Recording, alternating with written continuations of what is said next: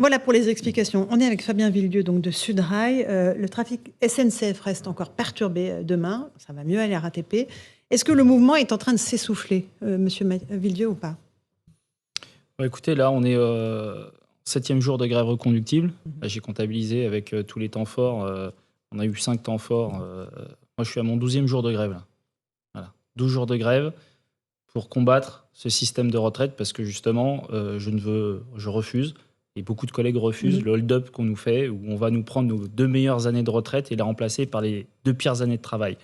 Ça vous représente combien d'argent pour vous, ces jours de grève? Moi, je perds à peu près 100 euros. Donc, ça fait 100 euros par jour. Donc là, je suis à 1200 euros. J'ai perdu 1200 euros pour l'instant. Voilà. Donc, moi, c'est clair que la mobilisation, est-ce qu'elle est à la hauteur de ce que j'aurais espéré? Je vais vous dire non. Voilà. J'aurais espéré que la mobilisation soit beaucoup plus forte à la SNCF et pas seulement. Pour autant, on est à quelques jours de la fin. Voilà. Tout le monde aura bien compris que cette semaine, il y a quelque chose qui se passe. Et il est hors de question qu'on reprenne le travail à quelques jours de la fin. Ça n'aurait aucun sens. Donc aucun sens. Tout ce qu'on a fait, toute l'énergie, toute cette mobilisation, tous les gens qu'on a mis, donc on continue. Voilà. Minimum jusqu'à jeudi, le jour du vote, où a priori en plus jeudi, il y aura peut-être quelque chose qui va se passer, c'est-à-dire qu'il n'y aura peut-être pas de majorité pour valider cette réforme qui est pour l'instant pas validée ni par la rue, ni par l'opinion publique. Si en plus elle n'est pas validée par l'Assemblée nationale, elle a été validée au Sénat. Ça commence à faire beaucoup, de gens. Oui, mais le Sénat, c'est quand même le suffrage indirect. Voilà, c'est un petit peu particulier. C'est pas le suffrage direct des électeurs. Donc, si vous n'allez pas remettre en cause le rôle du Sénat dans l'équilibre. Non, mais ça a quand même une signification. Et je pense d'ailleurs. Ce qui fait que les sénateurs ont moins l'impression que les députés, c'est qu'ils ont moins le vote direct des électeurs. Et on peut comprendre pourquoi un certain nombre de députés, notamment des LR, se précipitent pas à valider cette réforme quand on voit l'opinion publique qui est largement contre. Donc voilà, pour l'instant, on tient. Voilà, moi, par exemple, sur les conducteurs de train, moi, je suis conducteur de train sur la ligne D et R. On est encore à 80% de grévistes aujourd'hui, là. Pas chiffre des organisations syndicales ni de la police, c'est chiffre de la direction de la SNCF. Voilà, 80% de grévistes des conducteurs de train ligne D et R. Voilà. Donc on a encore du potentiel. Nous, on va se battre jusqu'au bout. Loïc Le Floch, président, vous avez aussi dirigé la SNCF. Oui. Le conflit est dur. Les grévistes se bagarrent pour que cette réforme ne soit pas adoptée. Oui, le conflit avec les conducteurs est toujours dur, c'est certain. En général, il est sur des choses particulières sur lesquelles ils ont leur opinion. Effectivement, ça fait un certain temps qu'ils font grève. Ce ne seront pas faciles à remobiliser sur leur voiture. Donc ça va être compliqué. Donc je crois qu'il faut faire attention à ce qu'on fait. Il faut faire à ce que le gouvernement fait. Oui. D'accord. Louis Dragnel, un tout petit mot sur ce 49.3 dont on parle beaucoup. Alors, ça ne concerne peut-être pas directement les Français, mais s'il est dégainé, ça le rendra cette réforme peut-être illégitime aux yeux des Français.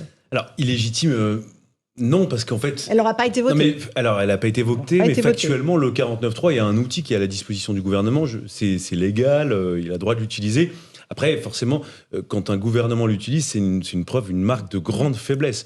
Et surtout sur ce texte où le gouvernement objectivement, on peut reprocher tout ce qu'on veut au gouvernement, mais ils font tout pour essayer d'avoir le vote, d'avoir une majorité sur le texte, pour éviter d'utiliser cet article 49.3.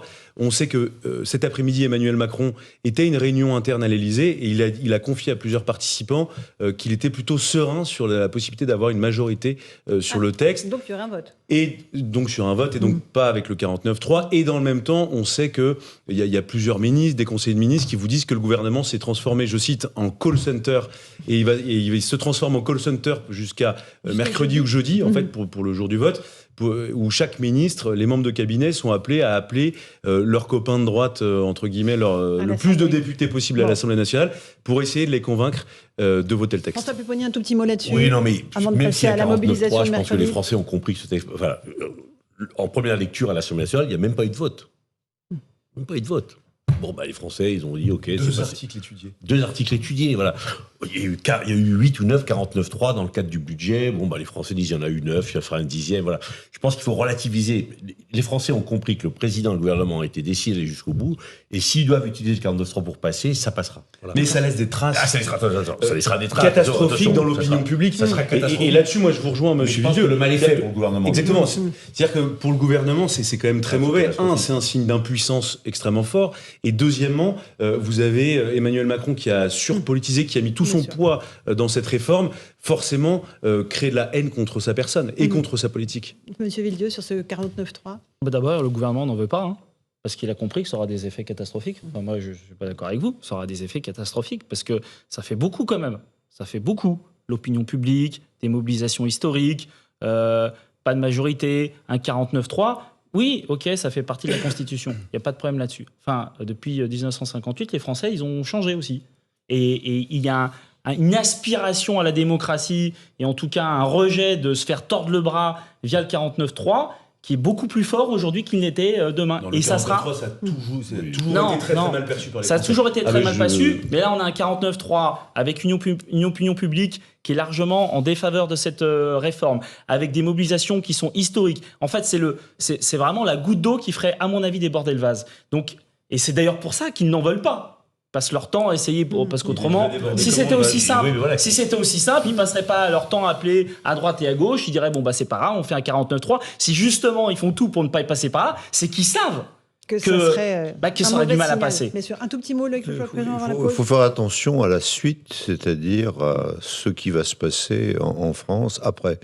Et c'est là-dessus qu'il faut certainement que le gouvernement réfléchisse aussi bien pour les gens de l'énergie qui râlent que pour les gens des transports qui râlent.